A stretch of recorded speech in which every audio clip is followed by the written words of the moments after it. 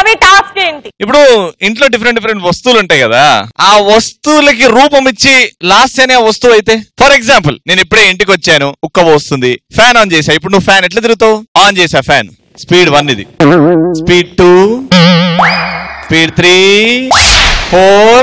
చల్లగా లేదు మీ ఫ్యాన్. 10 వరకు ఉన్నది స్పీడ్. అబ్బా అబద్ధం చెప్పకు, 10 ఏం ఉండదు. ఉంటది, చూస్తావా? 1 2 3 4 5 6 7 8. ఇప్పుడు లాస్ట్ లైట్ అనుకుందాం, మన ఇంట్లో లైట్ అనుకుందాం. స్విచ్ ఆన్ చేయి.